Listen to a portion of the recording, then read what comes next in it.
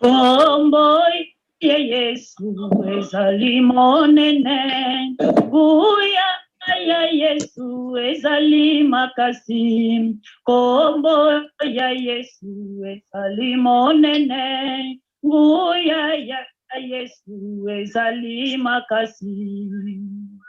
Ango Yesu akozonga na mokili oyo, nguya na ye etondi na nkembo.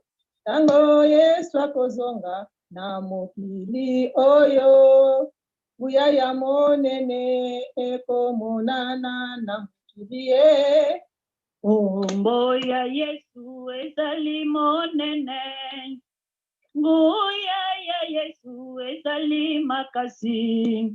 Kombo ya Yesu ezali monene, nguya ya Yesu ezali makasi. Kombo ya Yesu ezali ya Nzambe, oyo ya Nzambe ezali ya Yesu, oyo ya Yesu ezali ya Nzambe, Nzambe na Yesu bazali se moko yawe. Kombo ya Yesu ezali monene, nguya ya Yesu ezali makasi.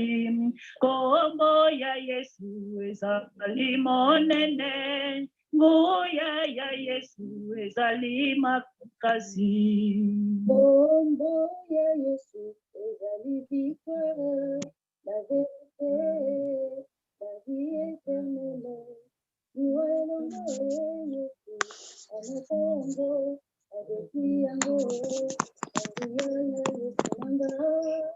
Kombo ya Yesu ezali moto, kombo ya Yesu ezali moto, kombo ya Yesu ezali moto epepepe, kombo ya Yesu ezali monene.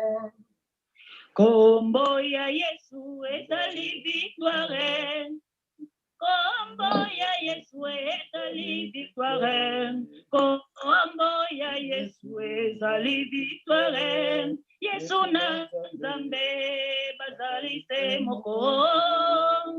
Kombo ya Yesu ezali puissance, kombo ya Yesu ezali puissance, kombo ya Yesu ezali puissance.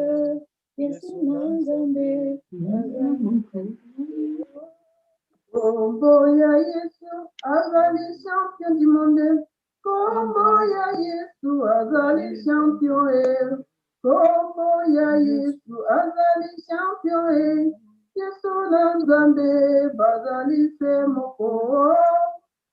Kombo ya Yesu azali makasi, kombo ya Yesu azali makasi, kombo ya Yesu azali makasi. Yesu na Nzambe bazali se moko. Kombo ya Nzambe ezali puissance, kombo ya Nzambe ezali puissance, kombo ya Yesu ezali puissance. Yesu na Nzambe bazali se moko. Kombo ya Yesu azali elonga, kombo ya Yesu azali elonga, kombo ya Yesu azali elonga. Yesu na Nzambe bazali se moko.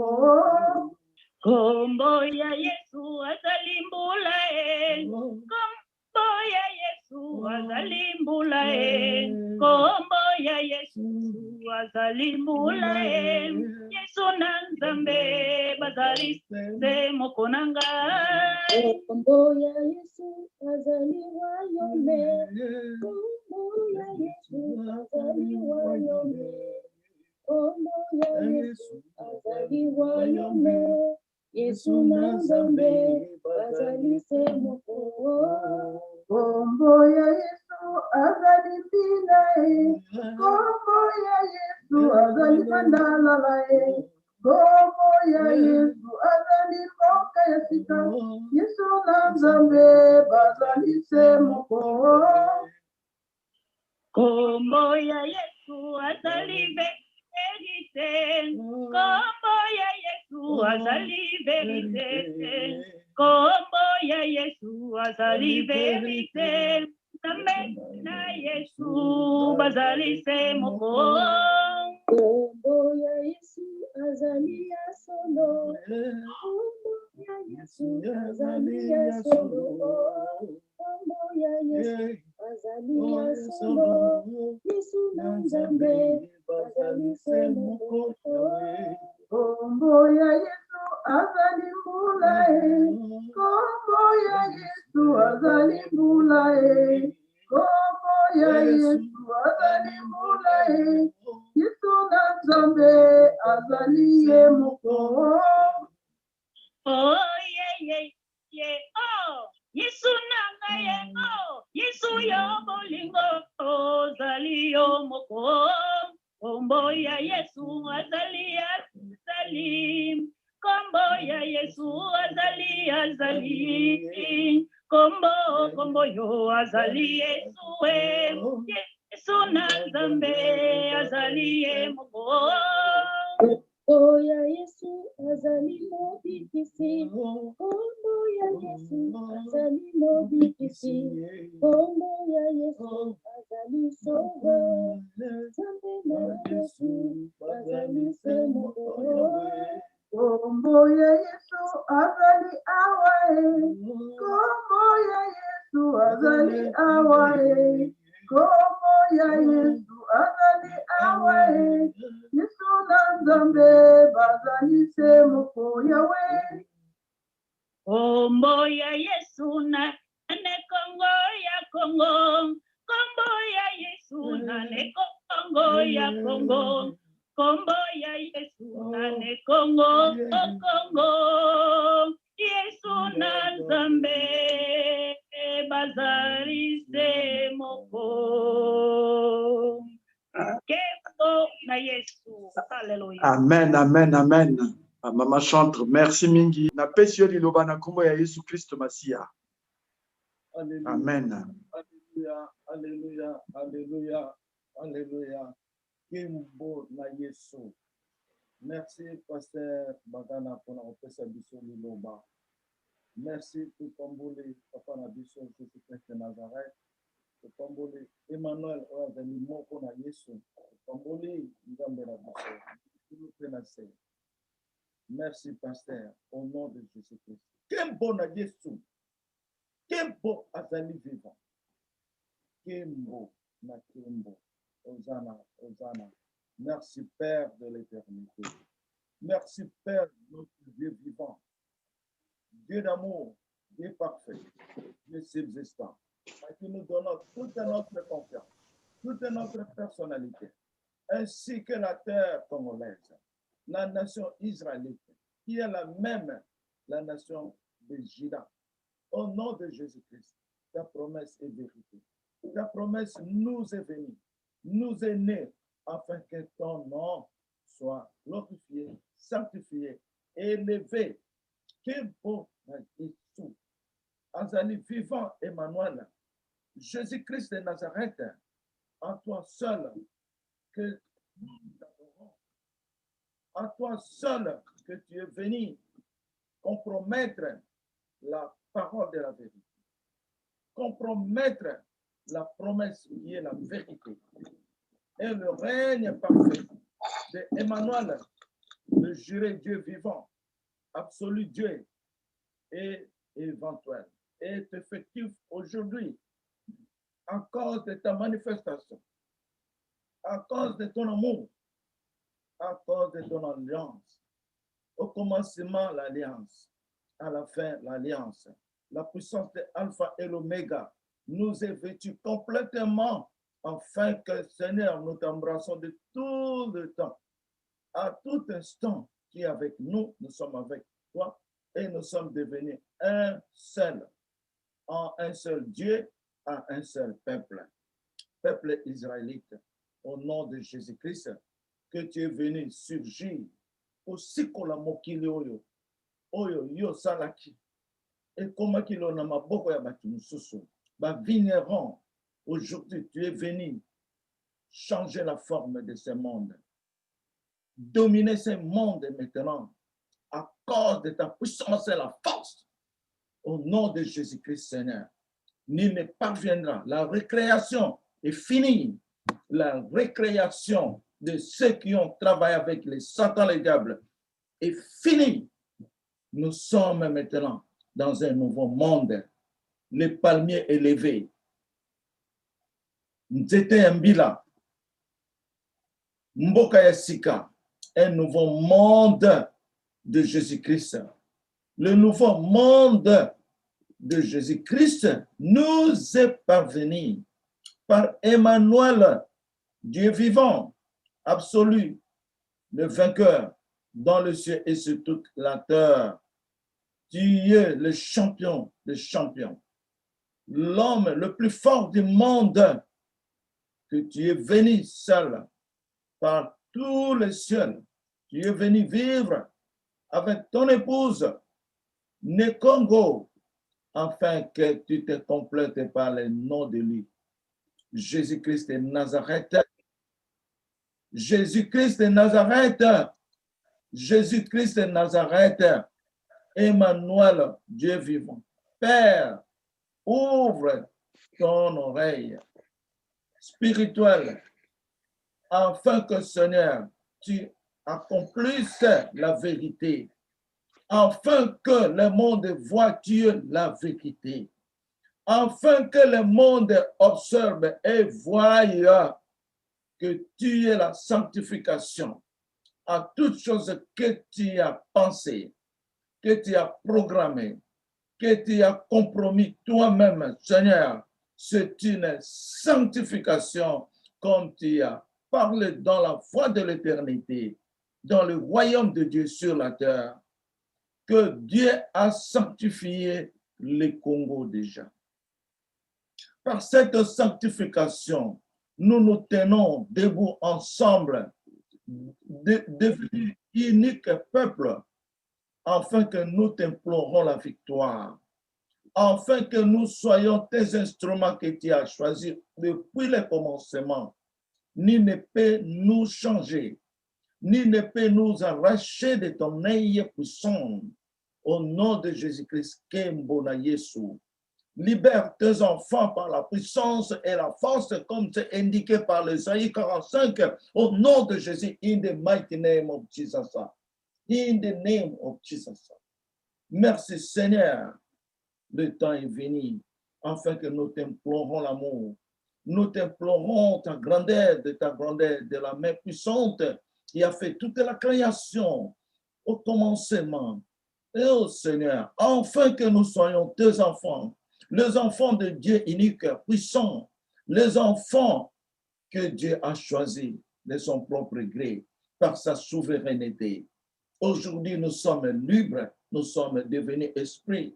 Nous ne sommes plus de l'autre côté. Nous sommes du côté Jésus-Christ de Nazareth par son oracle spirituel et matériel physique, en chair et en os. Seigneur, Dieu est toujours puissant, esprit, mais il est devenu chair parce qu'il est venu être ensemble avec son peuple qu'il a créé dès le commencement. D'où la promesse, ça a été faite par l'Ésaïe 51. Kembo na Yesu, na kombo na Yesu, par l'autorité de la croix, au nom de Jésus-Christ, que nous déclarons, nous supplions. Amen. Amen, amen, amen. Amen, amen, Amen. amen, amen, Papa Kimbo na Yesu, amen, amen. Amen, amen, amen. Amen. Alléluia, alléluia, alléluia. Bon, merci mingi pour notre pouvoir. Nakanti bozo kanga bia mbote na bino nyonso na kombo na Yesu Masiya. Lelo eza mokolo tokoloba mingi te me ba prophétie oyo ya sika. Bon, na korapele kaka mwa muke na oyo tolobaki lobi, concernant la prophétie tozwa depuis mois de mars, le 20 oyo tolobaki lobi. Nzambe na biso aza vérité. Nayebi ke mutu azala na patience te. Là, on connaît ça bien. Mais na kati ya royaume, tozo vivre lisusu. Na kati ya royaume, toza ko vivre lisusu na bomoto te. Na kati ya royaume, tozo vivre lisusu na bomoto te. Tozo vivre na Molimo Santo. Tozo tala susu makanisi ya bomoto te. Soki moto abandi ko vivre na makanisi na ye, nano o reconnaître royaume na yo te. Ata oza marié, oza célibataire, ofandaka na famille na yo, soki ozo vivre na makanisi na yo, nano ofandi na royaume te. Toujours on parle de la définition. Qu'est-ce qu'un prophète? Un prophète, nous le baka que Nzambe atie prophète. Mais Nzambe alakisi molongo ya ba prophète. Apesi définition ya prophète. On a reconnaître qu'un prophète, c'est un homme de sens qui vit par l'Esprit de Dieu. Donc, prophète azalaka mwana ya Nzambe. Bato yo ba yokaka prophétie, bakomaka bana ya prophète wana. Bakotaka na kati ya prophétie. Parce que prophétie elingi koloba la parole. Prophétie eza liloba. Bana ya Nzambe bakotaka na kati ya prophétie. Mais soki bana ya Nzambe babandi ko commander Nzambe, ko commander prophète, ndenge ezali na tango ya Moïse, na lero wana ekomi problème. Po Moïse wana azalaki Nzambe na kati na ye. Tango bayokeli ye te, Nzambe akoseleka. C'est la même chose. Congo elingaki ezala libéré depuis 2015. Oyo papa nanga pesaki promesse. Mais Nzambe na lobango lere nyonso. Nzambe akopesa loboko na ye na yo te. Soki yo ozoyamba ngo te. Est-ce que ça faux ou vrai? Eza normal. Yo ke na ndaka mutu. Mutu tona fongoli lo porte te. Yo okota ndenge nini. Jésus tela mena ba porte ya bato. Oyo azali Yesu ya solo. Bango bazosambela Yesu nini bango basambelaka. Soki biso te tozosambela Yesu, faut tozana bolingo. Il faut tozana kimia. Faut tozana kondima. Kondima na biso. Nde kotinda Yesu Nzambe ya likolo na mabele. Nzambe orande asala. Mais soki tozana kondima te, biso na biso, tozobunda na biso na biso. Est-ce que tozondima prophétie? Na yebi ke ba prophétie lokuta ezebele. Il y en a plusieurs prophéties, bandoto. Bandoto tozoka ngo ba fofo ndoto lere nyonso. Bon, biso te permettre to kolta Satana, to fongoli porte, Satana pa lo bagati. Bongo Satana lere azo mema Jésus, azo mema ndenge nini. Na bangomba azolo bana eboye. Satana azolo ba à travers Pierre. Yesu nda za koyeba ki oyanza Satana. Pierre yebaki te. Ayebaki te. Pona lere wana nano. Fongola ki nano misu na ide. Nano nzoto na ezonga ki na ide. Maska qui est le soutien à l'air, voilà, Molimo Santo. Est-ce que moi, Molimo Santo, qu'on a dans le Congolais? Peut-être il y a autant. Pour te voir le bâté gazate, on a un Congo mingi. Au sommet. Donc, pour que que tout lingi Congo mingi, mais tout lingi nzambete. To Congo linga ma belle boité, ma belle nzambe mutasali ya mo. Bon, na toke na prophétie pour ezala tamite pour prophétie à l'élo, au nom de Jésus, Bolingo Nzambe est fandi 8 jours après Kobotama ya Mwananaye. Donc, Yesu a Botama qui est le 16, dans le 8 janvier, 8 jours après, donc le 16, Bolingo Nzambe est Moni Samaki Namoki. Pour le Bakiwana, je suis le capitaine Nakati ya Masua, le Bakiwana. Vendredi le 13 novembre 2020 entre 21h et 23h.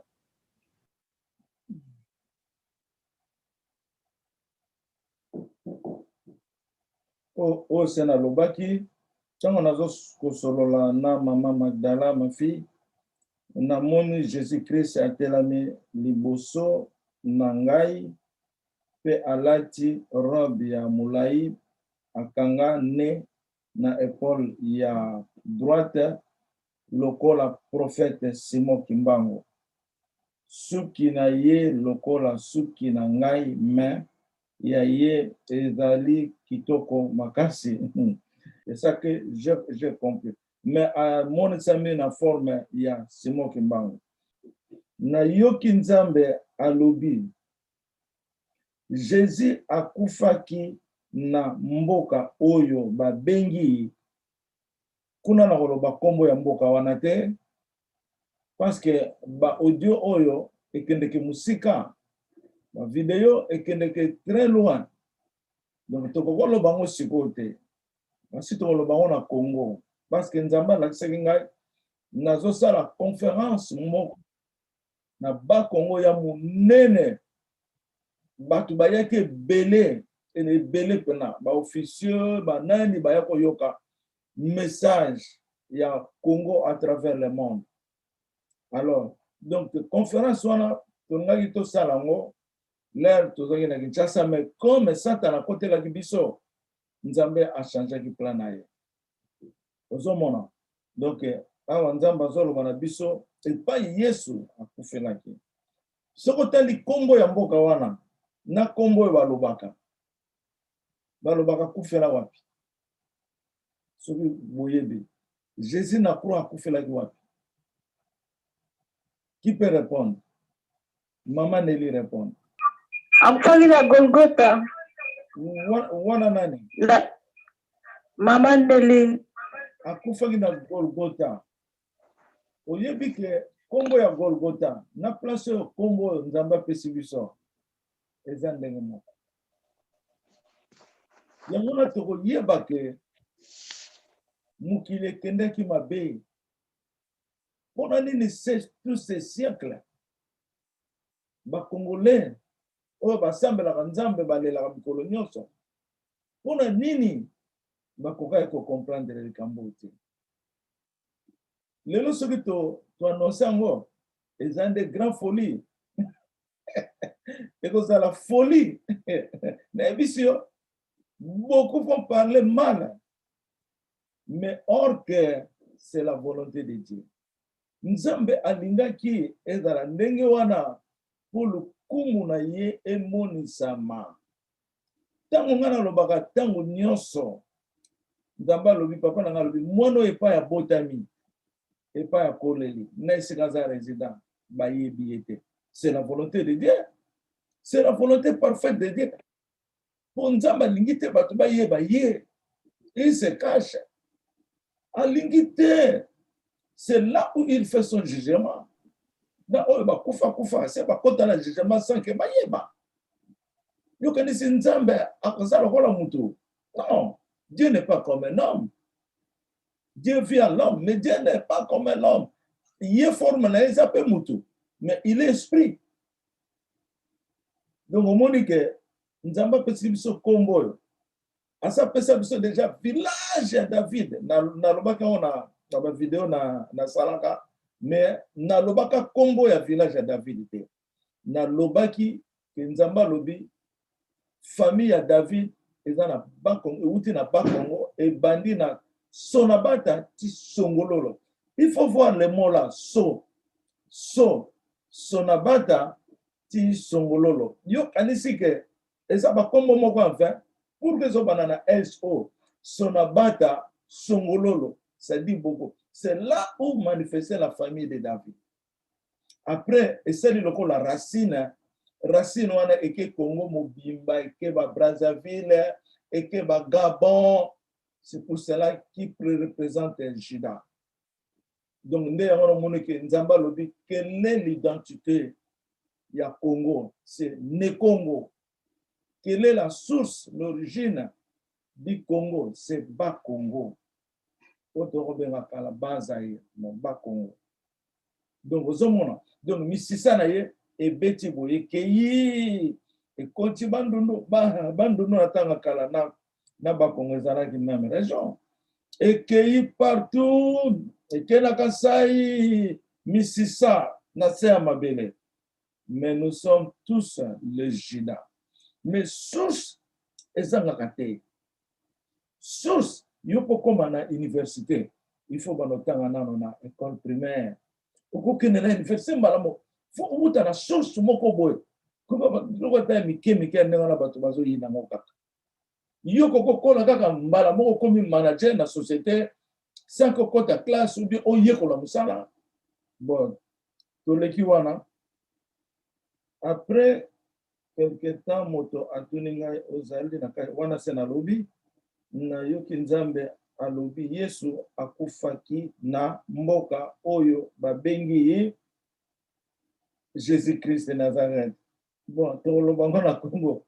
Nazali étymologie ya Yesu esengeli ozala ya Yesu na position nyonso. Donc nazali na wuti na source, donc descendance ya Jésus-Christ esengeli makambo na nga nyonso ezala ya Yesu po nazali makila na ye. Naleki wana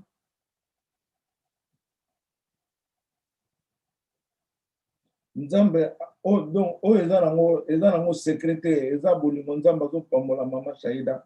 Nzambe aza koloba na mama Shaida bana na yo nyonso babengami na Yesu. Alobi lisusu nzambe azali moto oyo akoki kolala pongi te. Donc poto yebake Dieu veille sur nous. Soki tozo yebake nzambe alala pongi te. Donc toyebi ke nzambe azana kati na biso. Biso pe tozala na kati na ye.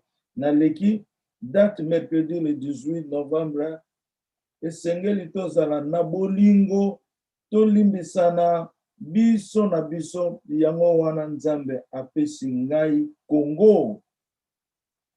Wana tolobaki yango accepter le royaume de cieux sur la terre. Il faut accepter le royaume de cieux sur la terre.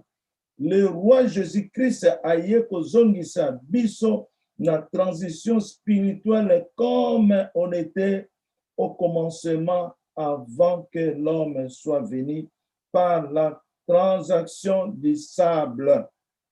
Cela est manifesté par la promesse de l'Esprit Saint et le pardon que nous portons pour être sauvés. Par cette nouvelle alliance, le Seigneur Dieu nous a scellé une bague spirituelle à son doigt appelé le majeur. Oyo ngana sali résumé ya mukuse na ndenge toza lelo position nini toza na mona nzambe. Donc oyo bandimi le royaume des cieux bango wana nde bandimi maloba oyo ezouta na Emmanuel de bakoti na mariage ya nzambe na musapo oyo babengaka le majeur. Donc tolati bagi ya nzambe meza spirituel tokoti na kati ya alliance ya nzambe oyo tolobaka ke tobotami na royaume. Tokoti na royaume tokomi bana ya sika na royaume. Wana ezalaki résumé na sali ya muke po topesa position toza nango lelo. Par ce grand amour de Dieu, nous sommes sanctifiés et devenus les enfants de l'Éternel dans le royaume de Dieu vivant sur la terre. Dieu dit, dans le royaume de Dieu, nous sommes libres et esprits. Voilà na kekaka na résumé wana. Bon. Na kena nzambe suko. Ainsi dit l'Éternel, j'ai déjà sanctifié le Congo. Amen, alléluia. Cette parole de Dieu le Tout-Puissant nous confirme que le Congo est déjà libéré spirituellement dans le monde. Bientôt, l'œil verra et la chair vivra la grandeur de la main de Dieu pour la délivrance et la liberté du Congo. Alléluia. Repentez-vous et acceptez le royaume de Jésus-Christ qui est parmi nous. Alléluia. Sois béni. Date vendredi le 20 novembre 2020, 6h17 du matin. Nzambe alobi. Royaume ekotonda na mokili mobimba. Oyo nanu boyoki te. Nzambe alobi royaume ekotonda na mokili mobimba. Alléluia, alléluia, kembo na Yesu. Amen, kembo na Yahweh. Amen, amen. Victoire. Amen, amen. Hosanna, Hosanna. Victoire na biso. Royaume bato bazondima te. Victoire na biso yangoyo. Ekotonda mokili mobimba. Ba église kozala lisusu te. Ba temple na bango ba synagogue kozala lisusu te. C'est ça le royaume de Jésus-Christ. Emmanuel Dieu sera rempli à tout le monde. Yangona nzamba lobi. Royaume ekotonda mokili mobimba. Emmanuel akoya. Soki Emmanuel aye, Jésus afandi na kati ya Emmanuel. Alléluia. Oh, ezal susu makambo tosolola kilobi. Donc Nzambe azoloba ndenge elobama na Bible na kala. Ndenge elobamaki Emmanuel akoya. Ndenge elobami na ezali na Matthieu 1:28 si je ne me trompe pas, et puis ezali susu na Esaïe 7:14. Esaïe 7:14. Et ndenge elobamaki kala Nzambe a répété oya kala wana alobi akoya. Soki Emmanuel aye, Jésus afandi na kati ya Emmanuel. Tikoyo oyo ekomi na temps présent. Oyo ezali na ya liboso ezali Emmanuel akoya. Nzambe alobi soki Emmanuel aye. Alobi kaka na Emmanuel. Soki Emmanuel aye, eza ba question moko na nti bato wa France ba oyeba. Grammaire nini Nzambe azako utiliser na contexte oyo. Soki Emmanuel aye, Jésus afandi na kati ya Emmanuel. Mais Emmanuel sa ye. Donc Jésus, oyo qu'est-ce que Jésus afandi na kati ya Emmanuel. Oyo qu'est-ce qu'on a temps présent. Jésus afandi na Emmanuel. Ozomona. Donc on a ko yeba que Emmanuel aza le temple de Dieu. Emmanuel aza temple ya Jésus-Christ. Donc, Emmanuel aye, Jésus afandi na kati ya Emmanuel. Natuna yebisa bino, natuna Nzambe. Oh, Jésus pensaka Saint-Esprit. Natuna Nzambe. Miyo lobaka ke Emmanuel aza na kati na nga. Ngala mona ate aza na kati na nga ndenge. Abina kolakisa. Namoni vraiment Emmanuel aza na kati na nga. Non, namoni vraiment que Emmanuel aza na kati na nga. Ka azoloba. Na kati na nga azomona image. Ah, mais c'est vrai. Ozomona ke Nzambe aza mystère. Omoni Emmanuel aza na kati na nga. Emmanuel wana aza kaka Jésus-Christ alobi. Je suis Jésus-Christ. Je suis le juste. Je suis qui? Le même Emmanuel. Aza le même Emmanuel. Donc, nuance, sagesse, il y a parole. Ils ont tourné beau. Ils ont tourné avec sagesse mystérieuse. Ah, et là, quoi. Royaume, n'a pas ceux qui battent, se comprendre le royaume. Tozana Katia, université, niveau doctorat, le premier cristal théologien, entre les 4 murs qui sont longs, et l'amour. Bisoana Tozana Katia Yesu. Yesu azana ba manifestation. Ma manifestation est belle. Yamoto lobaka. Par ta manifestation. Ba manifestation na yezan harmonie kitoko manifestation. Par ton amour, bolingo na yo, et par ton alliance, kembo na Yesu. Kembo na Hosanna. Nani akokani na royaume oyo. oyo kotonda mokili mobimba. Qui peut se mesurer dans le royaume de Messie, royaume ya David, et comme moko na royaume ya likolo? Qui peut se mesurer?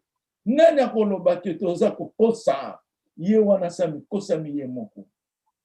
Nani akoloba ke yo Congolais oza makila ya Yesu te, ozi grâce oyo bapara na oyo bapesa yo te, mais Nzambe apesi yo grâce wana kembo na Yesu.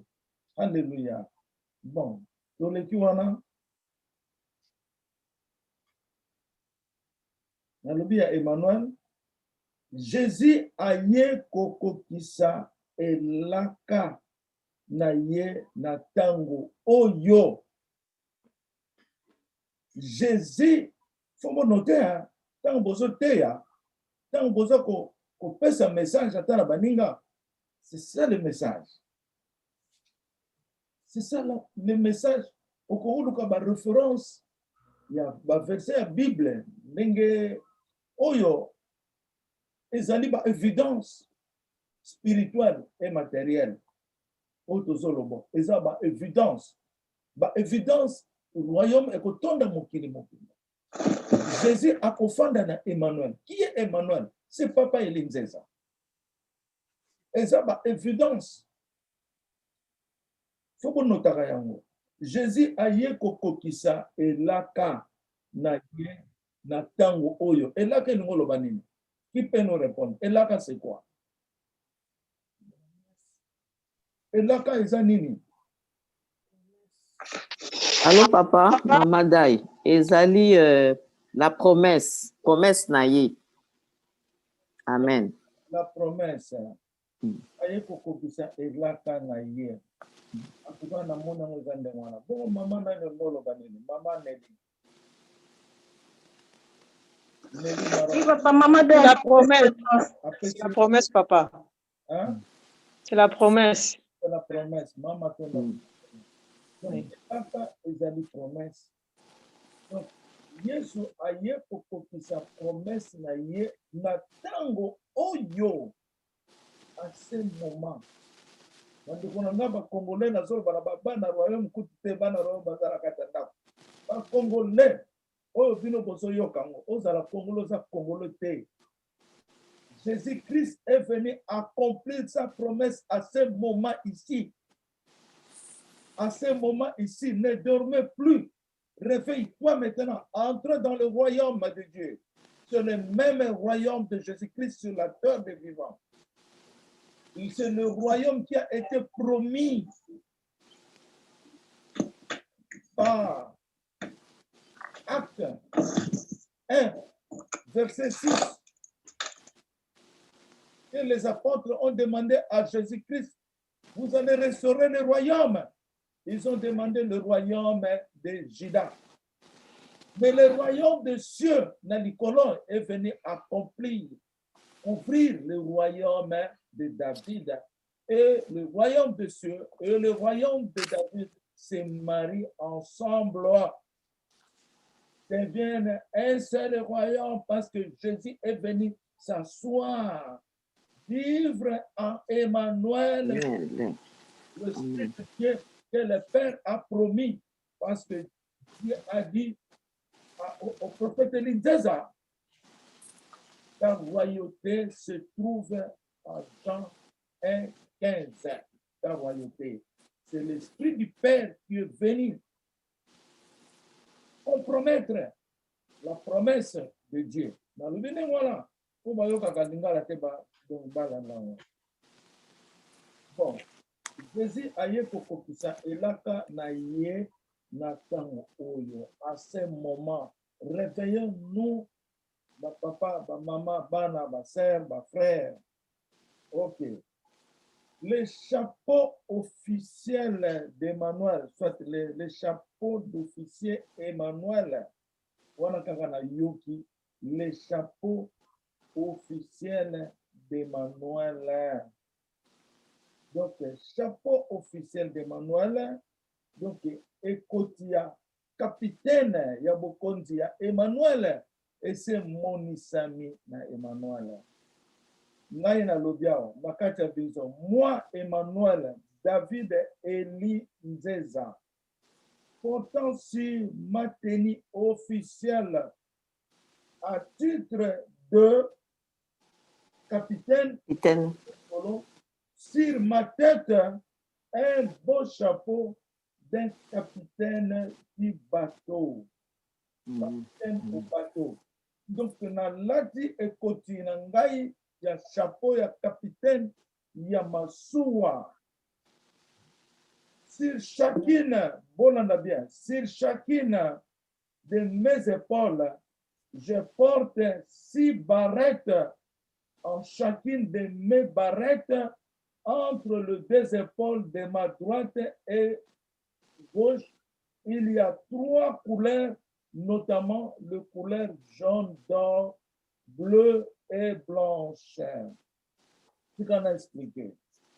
Naba épaule nangai mibale oyo, eza na 6 barrettes. Quand on a kendeki koloba na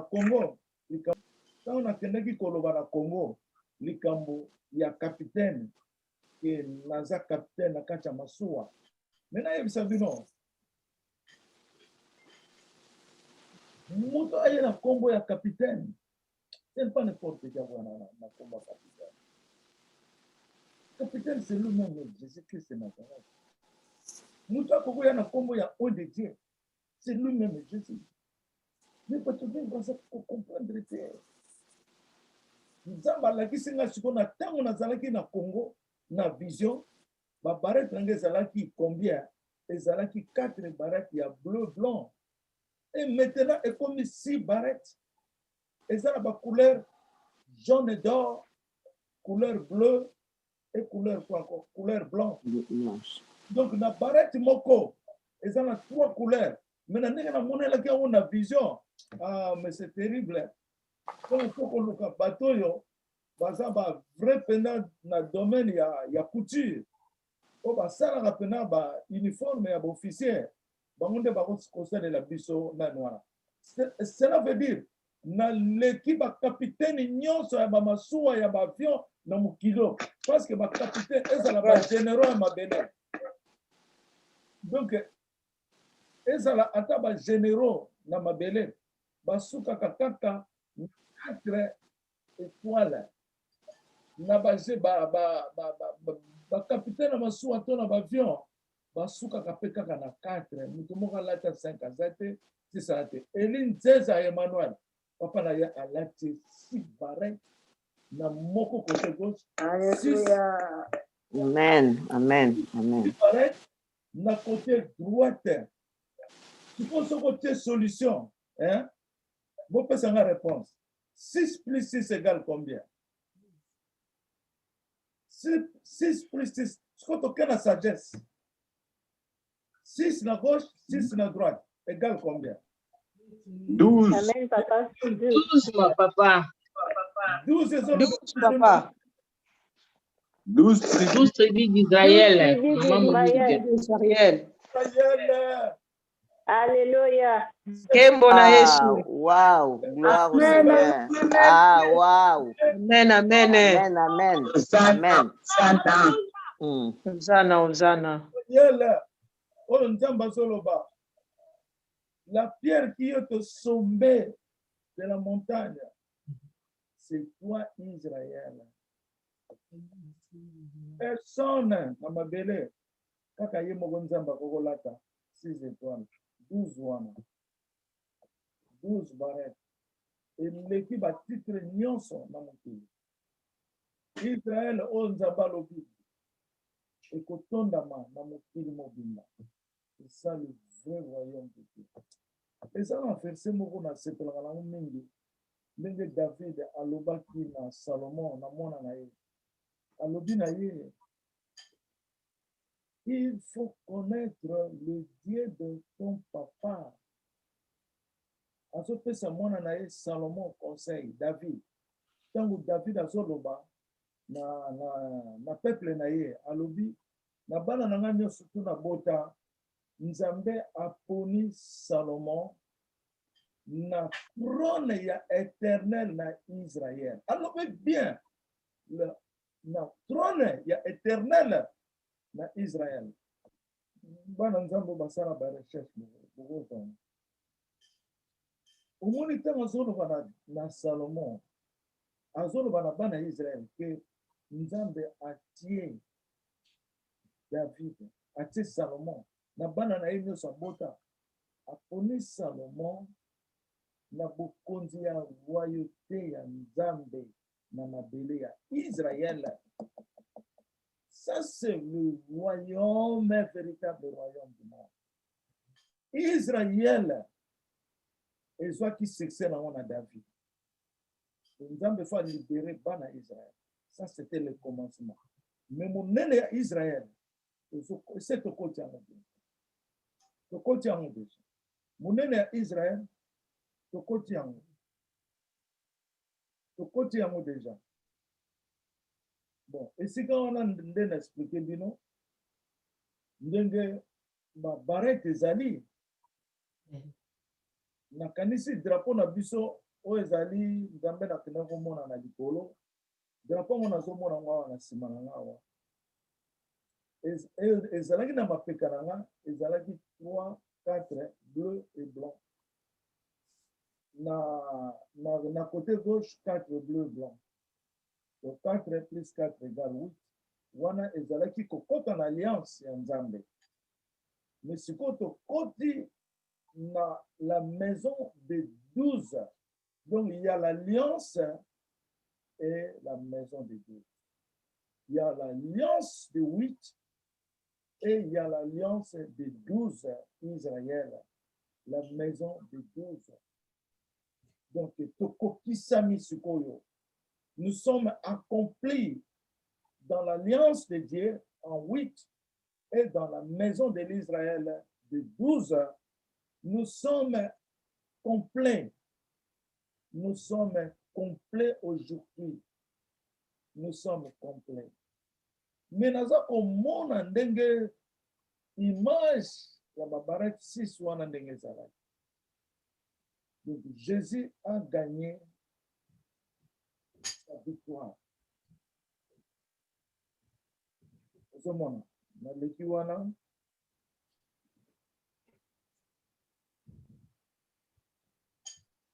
na continue koloba la 4 révélation. Je me tiens debout qui indique que je suis prêt pour accomplir la volonté parfaite de l'Éternel. Que le Seigneur, Dieu le Tout-Puissant, soit glorifié. Kembo na Yesu. Na répété le souci. Je me tiens debout, na telami, qui indique côté la mananga, eza kolakisa ete na komi pembeni ya kokokisa bolingo o ezali parfait ya nzambe éternel. Kombo ya nzambe ekumisama. Kembo na Yesu. Bon, dans l'équiwana, le créateur de cieux et de toute la terre, il prend contrôle de toutes choses. Dimension et mati makasi. Je répète, on a la même date, on a 23h41. Le créateur des cieux et de toute la terre, il prend contrôle de toutes choses. Donc, Yesu Massia, au hasard, le créateur des cieux et la terre, a eu contrôle Yamabele Mobimba.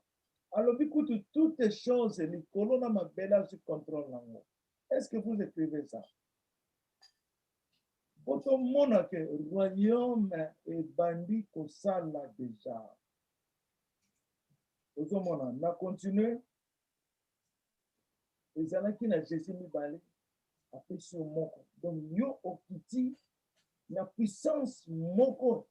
Les gens qui causent là, yo que nous voyons. Donc, le royaume, il y a David. Tant que gens qui disparaître. Donc, et que n'est-ce qu'il n'a dit Kolo, et zonga qui n'a Jésus. Donc, puissance, il y a un royaume, il y a Israël, et ils ont été dans le monde. Ce qu'on yo botami, faut o ya sukoyo, qu'on récupérer yango na maboko ya Yesu. Ba pelmi bale o eza na loboko ya Nzambe, moko ekiti na mabele. Eza même puissance, eza même couleur, même makambo nyonso dimension ndenge moko na ezeki na loboko ya Nzambe. Donc pile wana etolobela biso, c'est la puissance. Mais c'est un symbole kaka, faut te comprendre. Pile ezali symbole. Pile est un symbole. Le col ndenge peut tout monde la étoile de David, est un symbole. Mais pile ezali courant, ezali puissance. La pile vivante d'Emmanuel, Emmanuel le Fils de Dieu vivant. La pile vivante d'Emmanuel. Donc, pile wana esengela ki pona Emmanuel. Ezali puissance oyo ko dominer mokili mobimba. Eza na kati deja ya Emmanuel. Na kati ya système na yebisa bino makamuso na mona kite ya pouvoir ya Belgique ndenge se transformer na nzoto langa makamuso nzamba laksinga wana eza kaka secret. Eza secret mettre lo bakango plus tard. Mais oyo nde fona lo bango parce que Nzambe a rappelé yango. Na lo bakanga ke ezalaka libanga na kende kozwa. Sabatu ni suspend na lo bana na pepile, mais souvent na libanga. Donc pile pe eza libanga. Po basala ka ba pile wana pe na ba matière ya pierre, ya banga, do ya mabanga. Basala ngona matière ya mabanga. Mais oyo Nzambe ezali puissance. Donc, on essaie de comprendre. Ce qui nous a fait sur l'image, il faut évaluer l'image, il faut analyser l'image, il faut avoir un concept. Il y a l'image, il y a l'image. Le message est vraiment très important. La prophétie est minée. Ils ont l'acceptation que aux gens la carte du royaume, ils ont besoin maintenant, nous sommes là. Mais on a fait servir notre témoignage beaucoup de lobby, tout à fait maman. Avant moi, on a vu ça à moi, ça pour la fin dans Canada. Na banaki pe ko lobela makama royaume moyo comme ça bana ça na kokoma tout ça, mais ça fait un longtemps presque la boule belé le qui hein avant la télévision na Congo. Mais 4 ans les cas ils ont sous la communication a été Lobia lukinga banato azako benga. Après, na eko benga e. Tango na zuye, ali na nga rappeler na. Rappeler ngai, abi papa, na moni likambo nzamba la singai, eza vraiment amazing, donc étonnant. Na bilika munene. Ayeko lobana ngai, azalaki na bataki. Ndako na bango babima kala na Congo babima déjà ndako wana mais azomona ke baza na kati ya ndako wana. Bon, pour parler kaka bref bazwi amoni baparent balaki le côté tout ça fa fongola bango po bakima baennemi wana aye ko retrouver papa Elinzeza na groupe ya masse bato bazosambela papa Eli azoteya aye ko kangame pai na nga pomba ngai amwa ete bazako kwa take ngai yawa aye ko bombama aye bisi mwasi bazalaki na ye azo linga kima albi kuna bako kanga na benema aye bisi papeli yebisa mwasi na kemete aboma pai na dino mo ngande ngwana tanga lamuki a comprendre tel de comment nazala ba passer na auto se consala gêne à 3 jours. Hein? Mais comment se fait-il que on est dans mon état passé? N'est que comme on a mouton à solo la année sauté, ça fait très longtemps. Dans ce sangaï. On a dit mais pourquoi mon a qui passé là? On a dit comme on a mouton couteau au posana, alors bien posana papa que yo salaka. Ça fait très longtemps, 4 ans. Mais que comme on a gagne. Na groupe ya batu lokola église mo batu nazo prêcher. Aïe ko kanga me pa ina ngana bikisa ye. Ngana yebise ngabi. Au monde pas certain, mais il bien celui que tu as vu, c'est celui que Dieu demeure en lui. Donc, sambela malamu, na ressemble pour na yo na famille na royeb sabino, makamne ne faut beau sala. Donc, azo quand mon gars bibi na so comprendre te comment na que nous mona yo na ndoto na ngape na ye pa na yo sauver ngai. Ya ono moni makambo to lobiawa. Qui nani Emmanuel akoya soki Emmanuel aye Jésus Christ akofanda na kati ya Emmanuel nde yangona soki na kati ya ndoto omoni nga omoni Jésus Christ Nazareth uya fandi na kati na ngai afandi na instrument na ye oyo ya lobike na sali yo instrument na ngai oyo ngai na salle un instrument comme ma direction par lequel je dois parcourir dans le monde. Quand tu vois Elinzeza, tu vois le Seigneur Jésus-Christ. Elinzeza est la maison de Dieu. Dans le nom du Père, du Fils et du Saint-Esprit. Elinzeza est la maison. Yamona nzamba lo binda kunanga ezanga imoko nzambe. Tune nanga donc cette maison c'est lui-même. On a harmonie à sagesse et ensemble. Personne. Kaka na royaume peut garantir le royaume et kotonda mokili mobile. Muto yo vraiment ta solo la année de société. Perdir na même na makanisi na ngai. Tanga zinga utabi papa. Bono boka mona na yobo. Na bingana boka kabate bino ndeko boka ngai. Abandele ngana nundengo wana. Après yo yebisanga finité. Omoni pona ko lakisa ke. Royaume de Jésus-Christ de Nazareth. Ye moko azo koko kolisa royaume. Ko toucher bana ya royaume. Nakanisi ere koki na ere pende ekoki nazongisi liloba na pasteur Bakana au nom de Jésus-Christ. Ce que tu l'as dit. Amen. Amen. Amen, Papa. Que mon Yesu. Amen.